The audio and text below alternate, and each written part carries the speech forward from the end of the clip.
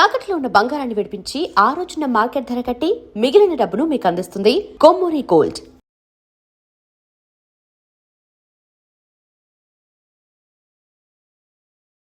నమస్కారం, welcome to I dream ధర్మ మార్గం కార్యక్రమానికి స్వాగతం. నేను మీ విజిత. సనాతన ధర్మం అనే పదం ఒకప్పటి కాలంలో ఎలా ఉన్నా ఇప్పుడు మాత్రం చాలా ఎక్కువగా వినిపిస్తోంది. అసలు ఏంటి సనాతన ధర్మం? సనాతన ధర్మం వల్ల మనం ఏం నేర్చుకోవచ్చు? అది నేర్చుకోవడం వల్ల మన లైఫ్ ఎలా ఉంటుంది? ఎటువంటి మార్పులు వస్తాయి? ఇంకొకటి భగవద్గీత అంటే ఎక్కువగా మనం వింటూ ఉంటాం, చనిపోయిన వారి దగ్గర మాత్రమే ఇది ఎక్కువగా ప్లే చేస్తుంటారు అని చెప్పి. నిజంగా భగవద్గీత అంటే ఏంటి? ఇది నిజంగా మరణించిన వారి దగ్గర వినిపించేదా? అసలు ఏంటి దాని ప్రత్యేకత? ఇలాంటి మంచి మంచి విషయాలన్నీ ఇప్పుడు ప్రభుజీతో మాట్లాడి తెలుసుకుందాం. ప్రస్తుతం మనతో పాటు ఉన్నారు. గోవర్ధనికో విలేజ్లోని ఆశ్రమంలో వారి సేవలని అందిస్తూ భగవంతుడి యొక్క ధ్యానంలో నిరంతరం కృషి చేస్తూ నిరంతరం భగవంతుడి ధ్యానంలో ఉంటూ ఎన్నో ప్రాంతాలలో వారి మాటల ద్వారా వారి ప్రవచనాల ద్వారా అందరికీ అవగాహన కల్పిస్తూ మన సనాతన ధర్మం యొక్క గొప్పతనాన్ని విలువలని మనందరికీ తెలియజేస్తూ ఉంటారు. వారే ప్రణవానంద ప్రభుజీ గారు. ఇప్పుడు ప్రభుజీతో మాట్లాడి మరిన్ని విషయాలు తెలుసుకుందాం. మంచి మంచి విషయాలు అడిగి తెలుసుకొని మీ అందరికీ తెలియజేస్తాను. హరే కృష్ణ ప్రభుజీ. నమస్కారం అండి. హరే కృష్ణ ప్రభుజీ. ఈ మధ్య కాలంలో ఒకప్పటి కాలంలో కన్నా ప్రస్తుతం సనాతన ధర్మం అనే మాట ఎక్కువగా వినిపిస్తోంది. నిజంగా ఈ సనాతన ధర్మ పరిరక్షణ బాధ్యత ఎవరిది ప్రభుజీ? మీది, నాది, అందరిది. ఎవరైతే హిందువులు సనాతన ధర్మానికి చెందినవారు అని అనుకుంటున్నామో, ఎందుకంటే ధర్మో రక్షతి రక్షిత అని అన్నారు. మనం ధర్మాన్ని రక్షిస్తే ఆ ధర్మం మనకి రక్షిస్తుంది అని. ఇప్పుడు మీకు ఒక విషయం చెప్తాను. ప్రతి ఒక్కరి బాధ్యత చాలామంది ఏమనుకుంటున్నారంటే అండి, సనాతన ధర్మాన్ని రక్షించే వాళ్ళ బాధ్యత, గురువుల బాధ్యత, ఏదో గుళ్ళో ఉండే పండితుల బాధ్యత, లేదా కొంతమంది ధర్మ ధ్వజం పట్టుకున్న వారి బాధ్యత, మనదేం కాదు అని అనుకొస్తున్నారనమాట. కానీ అది కాదండి. ఎవరైతే ధర్మాన్ని అనుసరిస్తున్నారో వాళ్ళందరి బాధ్యత ధర్మాన్ని కాపాడుకోవటం. ధర్మాన్ని ఎలా కాపాడుకుంటామండి? మేము ఏం చేయాలి ధర్మాన్ని కాపాడుకోవటం అని అంటే చాలా సింపుల్ విషయం అండి. ధర్మాన్ని ఆచరించటమే ధర్మాన్ని కాపాడుకోవటం అనేది. మనం కానీ ధర్మాన్ని చక్కగా పెద్దల నుంచి తెలుసుకొని, గురువుల దగ్గర నుంచి తెలుసుకొని ఆచరించామనుకోండి, ధర్మం కాపాడబడుతుంది. ఇంకొక విషయం, అన్నిటికంటే ముఖ్యమైన విషయం, ఈ ధర్మాన్ని ఈ ప్రస్తుత సమాజంలో కాపాడాలి అని అంటే ఒకటి ఆచరించటం, రెండు భావితరాలు పిల్లలకి చెప్పటం ఏంటి ధర్మం ఏంటి అని. ఒక ఆయనని మేము అడిగాం, అయ్యా దసరా పండుగ ఏం చేస్తారు అని అంటే, ఏముందండి పులిహోర తింటాము, దసరా స్పెషల్ సినిమా చూస్తాము అంతే. ఇంకా పండగ ఏంటి, అసలు పండగ ఎందుకు జరుపుకుంటారు, ఏం చేయాలి ఆ రోజు ఏం తెలియదండి. కరెక్ట్. కాబట్టి మనం ఎప్పుడైతే అవి తెలుసుకుంటామో, తెలుసుకొని పిల్లలకి చెప్తాము. మనకి భాగవతంలో ఒకసారి కృష్ణ బలరాములు నంద మహారాజ్ దగ్గరికి వెళ్ళి, నాన్న ఈ ఇంద్ర పూజ చేస్తున్నారు, ఎందుకు చేస్తున్నారు, శాస్త్రంలో ఎక్కడ రాస్తుంది, ఎలా చెయ్యాలి అని అంటే పూర్తి డీటెయిల్స్ చెప్తారు నంద మహారాజ్. చిన్న పిల్లాడు కృష్ణుడు, అప్పుడు అన్నీ నేర్పిస్తారనమాట. అప్పుడు కృష్ణుడు అంటాడు, మనం ఇంద్ర పూజ చేయొద్దు, మనం ఏ దేవత ఆరాధన చేయకూడదు, మనం గోవర్ధనుడి యొక్క పూజ చేయాలి, మనము సాక్షాత్తుగా గోవర్ధనుడు భగవత్ స్వరూపం, ఆయననే ఆశ్రయించాలి అని చెప్తే అందరూ కూడా కృష్ణుడు మాట విని గోవర్ధన పూజ చేస్తారనమాట. కాబట్టి ధర్మాన్ని కాపాడాలి, సనాతన ధర్మము, హైందవ సనాతన ధర్మాన్ని రక్షించాలి అని అంటే మనం ప్రాక్టీస్ చేయటం ఒకటైతే పిల్లలకి నేర్పించటం మరొకటి. ఓకే, ఈ రెండూ కూడా చాలా చాలా ముఖ్యం మనకి ఈ సమాజంలో సనాతన ధర్మ పరిరక్షణ చేయటము. ప్రభుజీ, మనం ఇవి ఆచరించాలి అని అంటే తెలుసుకోవాలి, తెలుసుకున్నవి ఆచరణలో పెట్టాలి అని అంటే మనం నిత్యం అంటే పొద్దున్న లేచిన దగ్గర నుంచి భగవంతుని స్మరణలో ఉండాలా? అసలు ఎవరిని స్మరించుకోవాలి, ఏ రకంగా స్టార్ట్ చేయాలి డే అని? చూడండి, ఒక రోజు మనకు వచ్చింది అంటే అది భగవంతుడి యొక్క కృప వల్లే కదండి. అవును, ఈరోజు మనకి ఈ జన్మ వచ్చింది అని అంటే స్వామిని స్మరించాలి. హరి హరి హరి హరి అని అంటాం మనం, హరి అష్టకము అని అంటాం అనమాట. హరినామస్మరణతో ప్రారంభం చేయాలి రోజు అని చెప్తారు. భగవంతుడికి, మన ఆచార్యులకి, గురువులకి అందరికీ ఒకసారి నమస్కారం చేసుకోవాలి. పృథ్వీని నమస్కరించాలి, ఎందుకంటే ఆవిడ మన జనని. కానీ ఆవిడ మనల్ని భరిస్తుంది కదండి. మనం ప్రతిరోజు అడుగు పెడుతూ ఉంటాం పృథ్వీ పైన, వివిధ రకములైన కృత్యములు చేస్తూ ఉంటాం అనమాట. కాబట్టి ఫస్ట్ లేవంగానే, ఎంతమందికి అలవాటు ఉందో లేదో తెలియదు కానీ ఫస్ట్ లేవంగానే భూమాతను స్మృశించాలి. శ్లోకములు ఉన్నాయండి, శ్లోకములు నేర్చుకోగలిగితే నేర్చుకోండి, కానీ ఆ భావన, అమ్మా నీ పైన అడుగు పెడుతున్నాను కదా, మమ్మల్ని క్షమించు, మమ్మల్ని రక్షించు అనే ఒక భావనతో మనము నేలని స్పృశించి నమస్కరించుకోగలిగితే అది చాలా అద్భుతమైన విషయం అన్నమాట. దాని తర్వాత మనం భగవంతుని స్మరించి పృథ్వీని స్పృశించి నమస్కరించుకొని మన గురువులకి ఆచార్యులకి నమస్కారం చేసుకొని, మీకు ఒక విషయం చెప్తాను, అన్నిటికంటే ముందు 2 అక్షరాలతో ప్రారంభమయ్యేది రోజు పూర్వకాలంలో, హరి అని. ఇప్పుడు కూడా 2 అక్షరాలతో ప్రారంభం అవుతుంది, కాఫీ అని. కరెక్ట్. కాఫీ అనకుండా పక్కన పెట్టి హరి అనటంలో నిద్ర లేవాలి. ఓకే. నిద్ర లేచిన వెంటనే స్నానం ఆచరించాలి. మీకు ఒక విషయం తెలుసండి, స్నానం అనేది సనాతన ధర్మంలో చాలా ముఖ్యమైన విషయం. మనము చాలామందికి అర్థం కాదండి, స్నానం లేకుండానే రోజును ప్రారంభం చేసేయటము, వంటింట్లోకి వెళ్ళిపోవటము, తర్వాత టిఫిన్ చేసేయటము, ఇలాంటివన్నీ చేస్తూ ఉంటారు. చాలా పెద్ద తప్పది. మనం ప్రొద్దున లేవంగానే భగవంతుని స్మరించుకొని ముందు చేయవలసింది స్నానము.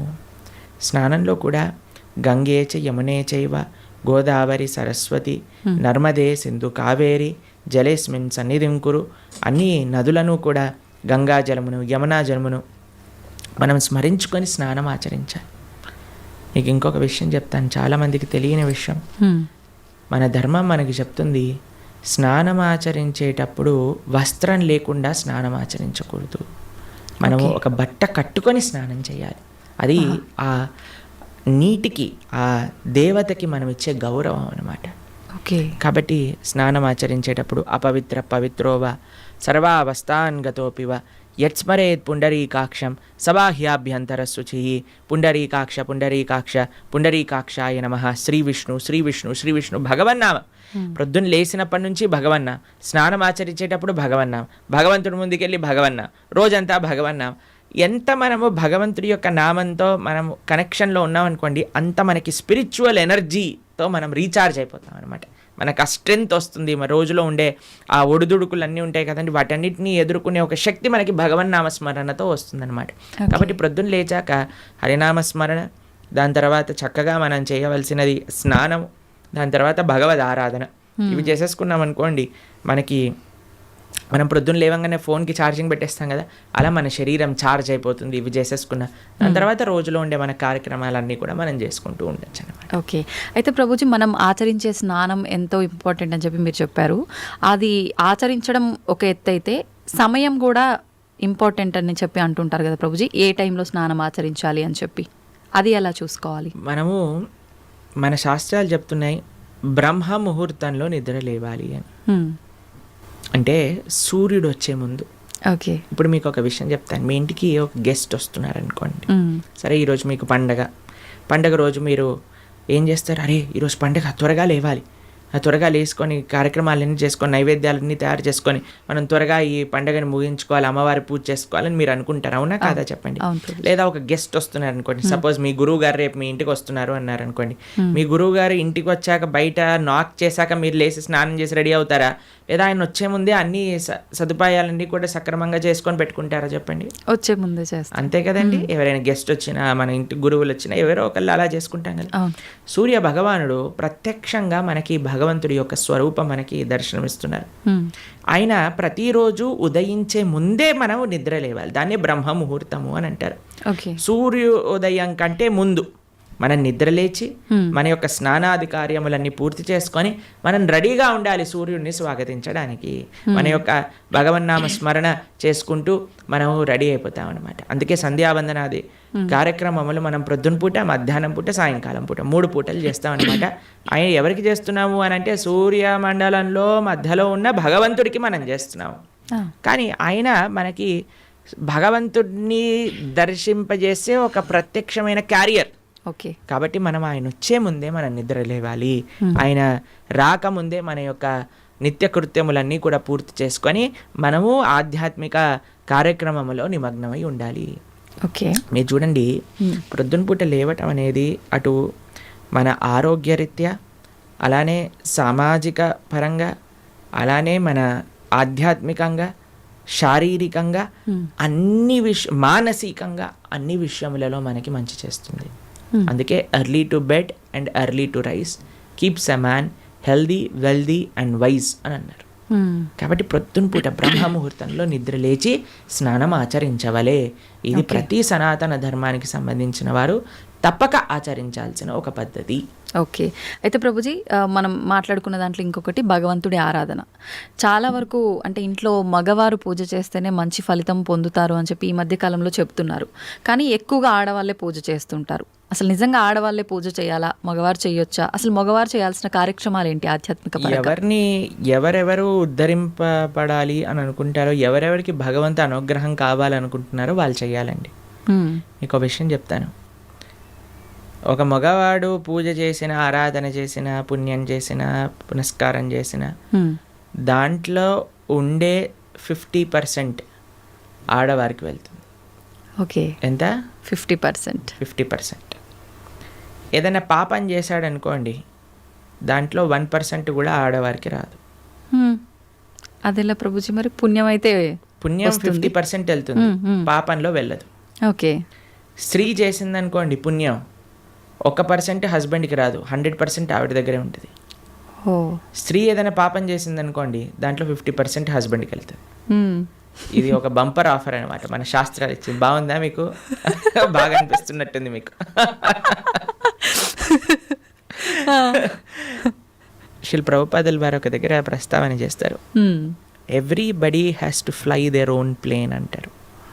మనకి అంబరీష మహారాజు గారి వృత్తాంతంలో వస్తుంది. అయినా ప్రొద్దున లేవంగానే నిరంతరము కూడా భగవంతుడి యొక్క ఆరాధనలో, ఆయన చేతులన్నీ కూడా భగవంతుడి యొక్క పూజలో, పాదాలు భగవంతుడి యొక్క ఆలయ ప్రదక్షిణలో, మనసు భగవంతుని చింతించటం. సవై మన కృష్ణ పదార విందయో వాచాంసి వైకుంఠ గుణానువర్ణనే కరే హరేర్మందిరమార్జనాదిషు అని ఆయన యొక్క దినచర్య మొత్తం చెప్తారనమాట. ఇక్కడ వారి భార్య ఆరాధనకి నీళ్లు తెచ్చి తేవడానికి హెల్ప్ చేసినా సరే ఆయన అనేవారట, నా పూజ నేను చేసుకుంటాను, మళ్ళీ నీ పూజ నువ్వు చేసుకో. ఆయన అన్ని సదుపాయాలు సమకూర్చుకొని, ఎందుకంటే చూడండి, భగవంతుడితో మనకుండే రిలేషన్షిప్ ఎక్స్ట్రీమ్లీ పర్సనల్ అండి. స్వామి మన తండ్రి, స్వామి మన తల్లి. ఇప్పుడు చూడండి, మీకు ఒక విషయం చెప్తాను. మన ఇంట్లో ఎవరిదైనా పుట్టినరోజు ఉందనుకోండి, మనం ఏం చేస్తాం? ఒకసారి మాకు ఈ సంఘటన ఎదురైందనమాట. నేను మా తమ్ముడు కలిసి మా అమ్మగారికి గిఫ్ట్ ఇవ్వాలి అంటే, మా తమ్ముడు అన్నారు, నువ్వు నీ గిఫ్ట్ ఇవ్వు, నేను నా గిఫ్ట్ ఇస్తాను. ఎందుకంటే అమ్మకి నీ గిఫ్ట్ వేరే, నా గిఫ్ట్ వేరే. ఎందుకంటే మన ఇద్దరికి అమ్మ కదా. కాబట్టి అమ్మతో నాకుండే రిలేషన్షిప్ ఒకటి, మా తమ్ముడికి ఉండే రిలేషన్షిప్ ఒకటి, అంతేనా? అయితే మేమిద్దరం అనుకున్నాం, సరే నేను నాకు తోచింది, నాకు ఇష్టం ఉన్నట్టుగా నేను చాలా బాగా పెయింటింగ్ చేసేవాడిని అనమాట, డ్రాయింగ్ చేసేవాళ్ళం అనమాట. అయితే నేను ఇచ్చేస్తాను, నేను ఏదో ఒకటి స్కెచ్ చేసిస్తాను అంటే, మా తమ్ముడు అన్నాడు, నేను ఏదో ఒకటి తయారు చేస్తాను, ఏదో ఒక బొమ్మ లాంటిది ఏదో ఒకటి తయారు చేస్తాను, ఇస్తాము అని ఇద్దరం వేరు వేరు చేసి ఇచ్చామన్నమాట. అంటే ఎందుకు అని అంటే, మనకి మన ప్రేమను వ్యక్తపరచుకునే మార్గం ఒకటి, ఒక ఇంట్రెస్ట్, ఒక టాలెంట్, ఒక way of expressing hour love ఉంటుంది, అంతే కదా. అలానే భగవంతుడితో కూడా ఒక భర్త తన కర్తవ్యం, అరే నేను భగవంతుడి యొక్క మార్గంలో, నాకు భగవంతుడు అవసరము, అందరికీ భగవంతుడు అవసరమే కదండి. ఆయన అందరికీ తండ్రి, తల్లి, పిత, పరమాత్మ అందరికీ ఆయనే. కాబట్టి మనం ఎలా ఆలోచించాలి అని అంటే, ఒక హస్బెండ్ తన ఆరాధన తాను చేసుకోవాలి, ఒక వైఫ్ తన ఆరాధనలోకి సంబంధించిన విషయములని సమకూరుస్తుంది, వంట చేసిస్తుంది, పూలమాలలు కట్టిస్తుంది. దాని తర్వాత వారి హస్బెండ్ వెళ్ళిపోయాక వైఫ్ తన ఆరాధన తాను చేసుకుంటుంది, పిల్లలు వచ్చి దండం పెట్టుకుంటారు, ఏదో అమ్మ నాన్నలకి ఇద్దరికి హెల్ప్ చేస్తారు, అందరు కలిసి ఆరాధన ఒకటి ఉంటుంది, ఒక్కొక్కళ్ళు కలిపి ఆరాధన ఉంటుంది అన్నమాట. కాబట్టి ఏదో స్త్రీలు చేస్తే ఇల్లంతా బాగైపోతుంది అనే భ్రమలో నుంచి బయటపడండి, మీకు 1% పుణ్యం రాదు. కాబట్టి జాగ్రత్తగా మీ పూజ మీరు చేసుకోండి, మీరు బాగుపడాలి అని అనుకుంటే. కాబట్టి పురుషులు తప్పకుండా ఆరాధన చేయాలి. పురుషులు ఆరాధన చేస్తున్నారు కదండి, స్త్రీలు వదిలేయకూడదు. పురుషుడి ఆరాధన పురుషుడికి, స్త్రీ ఆరాధన స్త్రీ, పిల్లల ఆరాధన పిల్లలకి, అందరికి. ఇప్పుడు చూడండి, ఇంటి పెద్ద తింటే మిగతా వాళ్ళందరికీ కడుపు నిండిపోతుందా? లేదు, ఎవరికి వాళ్ళు తినాల్సిందే, అంతే కదండి. మీరు అంటారు కదా, అయ్యా మీరు తినండి, అయ్యా మేము పర్వాలేదు, మీరు తింటే మాకు తిన్నట్టే అని అంటారా? లేదా మీ హస్బెండ్ వచ్చి, అమ్మ నువ్వు తినేసేయి, నాకేం పర్వాలేదు, నువ్వు తింటే నేను తిన్నట్టే అంటారా? కాదు కదా. ఎవరెవరికి శక్తి కావాలంటే వారు వారు భోజనం చేయాలి. అలానే మనం కూడా మనకి శక్తి కావాలి, మనకి భగవంతుడి యొక్క కృప కావాలి అంటే మనం భోజనం చేస్తే ఎలా అయితే మనకి శక్తి వస్తుందో మనము ఆరాధన చేసుకుంటే అలా మనకి భగవంతుడి యొక్క కృప అనేది లభిస్తుంది. ఓకే ప్రభుజీ, చాలామంది ఏదైనా మంచి జరిగినా చెడు జరిగినా నా అదృష్టం బాగాలేదు, నా రాత ఇంతవరకే ఉంది, భగవంతుడు ఇలా రాశాడు అని చెప్పి అంటూ ఉంటారు. నిజంగా అంటే మన చేతిలో ఏముండదా మనం చేసే పనులను బట్టి మన లైఫ్ని డిసైడ్ చేసుకోవడం? భగవంతుడు పుట్టినప్పుడే అవన్నీ డిసైడ్ చేసి ఇలా అని చెప్పి చూస్తాడా? మనకి ఒక సర్కమ్స్టెన్స్ ఇస్తాడండి భగవంతుడు. చాయిస్ ఎప్పుడు మన చేతుల్లోనే ఉంటుంది, మనం ఏం చేయాలి అని. ఫర్ ఎగ్జాంపుల్ మీకు ఒక విషయం చెప్తాను. ఒకరికి ఇల్లు రాసుంది, ఒకళ్ళి ఇల్లు మీకు మీ జీవితంలో కలుగుతుంది అని రాసుంటుందండి. కానీ ఆ ఇంట్లో ఏం చేస్తారనేది మీ చేతుల్లో ఉంది. ఓకే, ఇల్లు వస్తుందనే వరకు మాత్రమే మన చేతుల్లో ఉంది. ఇంట్లో ఏం చేస్తాం, మనం ఒక చక్కటి పూజ చేసుకుంటామా, పునస్కారం చేసుకుంటామా, లేదా 10 మందిని పిలిచి మందు పోసి డాన్స్లు వేస్తామా అనేది మన చేతుల్లో ఉంది. మీరు కానీ మంచి ఆరాధన చేసుకున్నారనుకోండి, ఆ పుణ్యాన్ని బట్టి మీకు నెక్స్ట్ ఏమవుతుందో రాసింది. లేదు మనం తప్పు చేసామనుకోండి, ఆ తప్పు బట్టి నెక్స్ట్ కర్మ ఏర్పడుతుంది అనమాట. What is return is what you will get. మనకేం వస్తుంది అని, దాంతో మనం ఏం చేస్తాము అనేది రాసలేదు. అది మనకు వదిలేశాడు భగవంతుడు. మన విచక్షణతో మంచి మనస్సుతో మనం దాన్ని ఆచరణ చేయాలి. అంటే మన చేతిలో ఉన్నట్టే 100% మన చేతుల్లో ఉంది. ఇప్పుడు అంటుంటారు కదా, పరిస్థితులను బట్టి ఇంట్లో వాతావరణాన్ని బట్టే పిల్లల బుద్ధులు కూడా అని చెప్పి. ఇప్పుడు ఇది కూడా అలాగే భగవంతుడు మనకు ఒక ప్లాట్ఫామ్ ఇచ్చి వదిలేశారు. ఎలా అనేది మన చేతుల్లోనే ఉంది. ఇప్పుడు మీకు ఒక ఫోన్ ఇచ్చారనుకోండి, ఫోన్ ఇచ్చారు, ఫోన్తో మీరు ఏం చేయొచ్చు అనేది మీ చేతుల్లో ఉంది. ఒకళ్ళు ప్రవచనమైనా అయినచ్చు, లేదా పిచ్చి పిచ్చి సీరియళ్ళు సినిమాలైనా చూడొచ్చు. ఫోన్ రావటం మన చేతుల్లో ఉంది. దాంతో ఏం చెయ్యాలి మీ చేతుల్లో. ఇప్పుడు మీరేం చేస్తారు, పిల్లల్ని స్కూల్లో వేస్తారు, మంచి స్కూల్ చూస్తారు. అరే ఈ పిల్లలు మంచి చదువుకోవాలి, మంచి స్కూల్లో చదువుకుంటే వాళ్ళు మంచి మార్గంలోకి వెళ్తారు. కష్టమైనా ఏదైనా సరే కష్టపడైనా సరే వాళ్ళని మంచి స్కూల్లో జాయిన్ చేస్తారు. మంచి స్కూల్లో జాయిన్ చేశాక వాడు చదువుతాడా లేదా అనేది ఎవరిపైన నిర్ధారణ పడి ఉంటుందండి? వాళ్ళపైన. ఒక స్కూల్లో ఒక టీచర్ 10 మందికి ఒకటే రకంగా చదువు చెప్తుంది, కానీ ఒక్కొక్కరు ఒక్కొక్క విధానంగా చూసుకుంటారు. ఎందుకు? వాళ్ళ శ్రద్ధ బట్టి. ఓకే, అలానే మన జీవితంలో కూడా ఏమీ నీ దగ్గరకు వస్తుంది అనేది రాసి ఉంటుంది, దాన్ని ఎలా యూజ్ చేస్తావు అనేది నీ చేతుల్లో ఉంది. ఓకే ప్రభుజీ, అంటే దీని ఆధారంగా తీసుకుంటే అంతా మంచిగా ఎక్కువ డివోషనల్ సైడ్ ఉండి అన్ని మంచి పనులు చేసి న్యాయంగా ఉన్న వాళ్ళు కూడా చాలామంది ఇబ్బందులు పడుతున్న వాళ్ళని కూడా చూస్తున్నాం కదా. మరి భగవంతుడు అలాంటి వాళ్ళకి ఎందుకు సపోర్ట్ చేయడంటారు? మీకు ఒక విషయం చెప్తాను, చాలా జాగ్రత్తగా ఆలోచించవలసిన విషయం. నిజంగా ధార్మికంగా, నిజంగా ఆధ్యాత్మికంగా ఉంటే వాడెప్పుడు నాకు ఇబ్బంది వచ్చిందని అన్నాడు. మీకు ఒక విషయం చెప్తాను. మా అమ్మమ్మ ఆవిడ పెద్దజీయర్ స్వామి వారి యొక్క శిష్యులు అనమాట. అయితే చాలా వృద్ధురాలు, 85 years దాటిపోయి ఉంటుంది. నడిచేటప్పుడు ఇలా వంగిపోయి నడుస్తారనమాట, మొత్తం ఇలా కిందికే చూస్తారు ఆల్మోస్ట్గా. చాలా ఆరోగ్యం అస్సలు బాగుండదన్నమాట. అయితే మాకు ఒకసారి ఫోన్ చేశారు. ఫోన్ చేశాక ఆవిడ రోజు ఒక 6-7 గంటలు భగవన్ నామ స్మరణ చేస్తారు. విష్ణు సహస్రనామం రోజు 2 పూటలు చదువుకుంటారు. గీతా పారాయణ చేస్తారు, అన్నీ చేస్తారు. ఒకసారి నాకు ఫోన్ చేశారు, ఆ అమ్మమ్మ యొక్క ఆరోగ్యం అస్సలు బాగాలేదు, ఫోన్ చేసి ఆవిడ యొక్క ఆరోగ్యం బాగా అవ్వాలి, భగవంతుడికి ప్రార్థన చేస్తున్నానని చెప్పు అని అన్నారనమాట. అస్సలు అంటే అస్సలు బాగాలేదండి ఆరోగ్యం. అప్పుడు మేము ఫోన్ చేశాం.